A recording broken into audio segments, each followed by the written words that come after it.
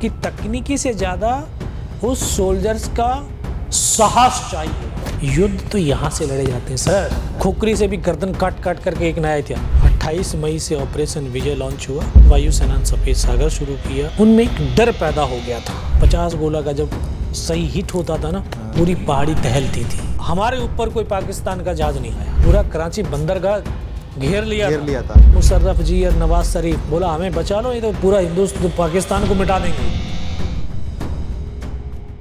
योगेन जी, जो वो ऑपरेशन वहाँ पर हुआ, ऑपरेशन विजय हुआ, ऑपरेशन विजय और ऑपरेशन सफेद सागर। यस। ऑपरेशन विजय का पार्ट आप रहे। अभी हमने देखा कि बहुत सारी चर्चाएं होती हैं उस ऑपरेशन सफेद सागर को लेकर। दोनों ने एक दूसरे के पूरक का काम किया युद्ध में। हमने देखा जमीनी ट्रूप्स जैसे आप थे और एयरफोर्स थोड़ी सी लाचार हो रही थी। सर, मैं थोड़ा समझना चाहता हूँ कि एयरफोर्स का क्या रोल रहा, किस तरह की मुश्किलात उनके सामने आई और कैसे उन्होंने बाद में हेल्प की आपकी, क्योंकि जो उस टाइम हमारे जेट्स थे वो तो हाइट पे बैठे हुए थे देखिए, और जेट्स हमारे ऐसे थे नहीं कि इतनी हाइट पे जाकर पहाड़ों में फ्लाइंग कर सकें या बम्बार कर सकें। थोड़ा उनके बारे में बताइए जरा, एयरफोर्स का किस तरीके से आप वो सहयोग रहा। 2 नहीं 3 सेनाएं हमारी हैं। बिल्कुल, जल सेना भी है। 28 मई से ऑपरेशन विजय लॉन्च हुआ। थल सेना ने ऑपरेशन विजय लॉन्च किया, वायुसेना ने सफेद सागर शुरू किया और हमारी नौसेना ने ऑपरेशन तलवार शुरू किया। और ये तीनों सेनाएं शिव का त्रिशूल है। जब ये चलता है ना, अभेद्य लक्ष्य को भेज सकता है। बिल्कुल। और तीनों सेनाओं के कमांडर्स ने, उनके जवानों ने अपने अपने रण क्षेत्र में आप दुश्मनों के शिकंजों को कसना शुरू कर दिया था, उनकी गर्दनों को मरोड़ना। अब जैसे ऑपरेशन सफेद सागर की बात करते हैं, वायुसेना के जो फाइटर्स जैसे मिराज 2000, मिग 21, मिग 19, मिग 27, इस तरह के, और जो अटैकर हेलीकॉप्टर्स हमारे थे।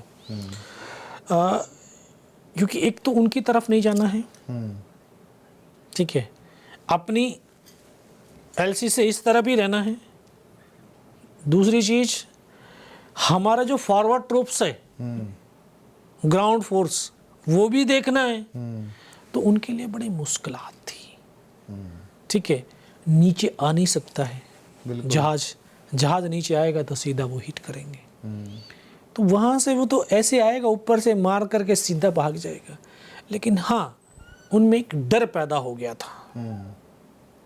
ये डर पैदा हो गया था, चाहे वो 5140 हो, चाहे 4875 हो, चाहे टाइगर हिल हो, चाहे तोलोलिंग हो, चाहे आगे की और जो ऊँची जो पहाड़ियाँ थी, कि हाँ अब एयरफोर्स इनका जो है शामिल हो गया है। अगर ज़्यादा हुआ तो ये आपको तबाह कर देंगे। कितने दिन बाद एयरफोर्स ने अपना रोल निभाना शुरू किया था? सर 26 मई से 26 मई को वो फाइटर्स पहुंच गए थे। 28 मई को इन्होंने हेलीकॉप्टर गिरा दिया था हमारा।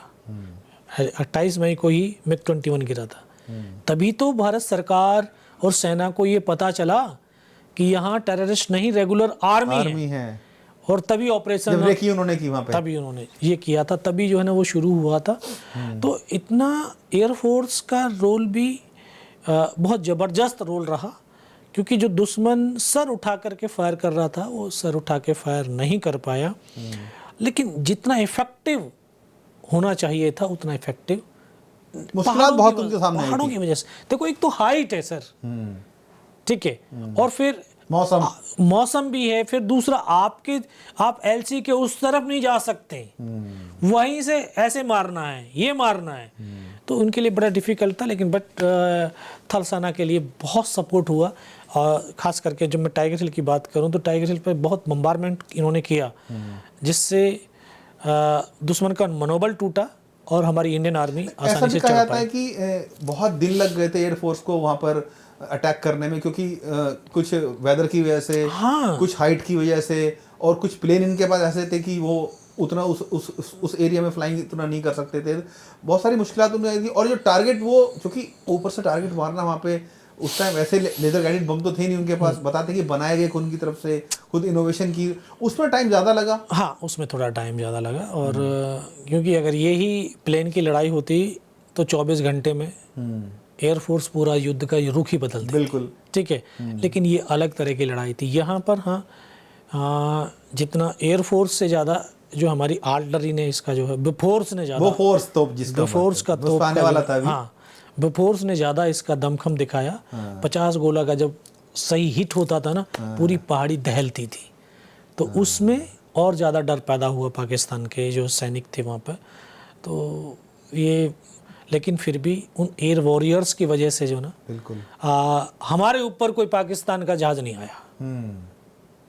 तो उन्होंने इतनी, ये डर था उस चीज का ये या डर उनकी क्षमता नहीं थी? नहीं, उनको डर भी था कि अगर तुम्हारे एयर आ गए तो ये साला कराची तक और इस्लामाबाद तक छोड़ने वाले नहीं है।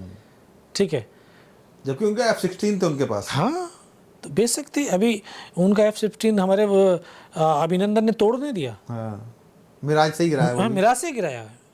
तो ये जो वो बता रहा हूँ कि तकनीकी से ज़्यादा उस सोल्जर्स का साहस चाहिए, करेज चाहिए। युद्ध तो यहाँ से लड़े जाते हैं सर। अगर मेरे पास वेपन पे नहीं है ना, अगर एक आपने छोटी सी खोखरी भी दे दी ना, खोखरी से भी गर्दन काट काट करके एक नया था, और किया है युद्धों में, ऐसे ही होता है। बिल्कुल बिल्कुल। ठीक है, तो और ऑपरेशन तलवार जो अपने नेवी ने किया है सर, हैं, पूरा कराची बंदरगाह घेर लिया था और पूरा इनका जो फ्यूल डैम उड़ा दिए थे। 9 दिन का या 7 दिन का फ्यूल बचा था पाकिस्तान के पास। तब वो भागे थे मुशर्रफ जी और नवाज शरीफ अमेरिका में, बोला हमें बचा लो, ये तो पूरा हिंदुस्तान पाकिस्तान को मिटा देंगे ये। तब जाकर के वो गिड़गिड़ाए थे और तब जाकर के ये सीज़फायर हुआ। ऑपरेशन सिंदूर भी आपने देखा? हाँ, ये भी ऐसे, तभी भी ऐसे हुआ। हाँ। अभी भी ऐसे हुआ, क्योंकि ये गीदड़ भभकी देता है। पहले सोचता मैं हम परमाणु बम फेंक देंगे, फलाना कर देंगे। अरे धमकी देते देते बहुत दिन हो गए। तुम ये समझो, ये 1947 में पाकिस्तान बना है।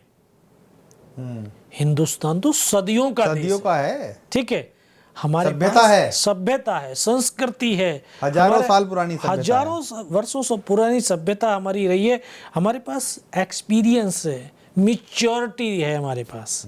ठीक है, ये उतावलापन, पागलपन नहीं है।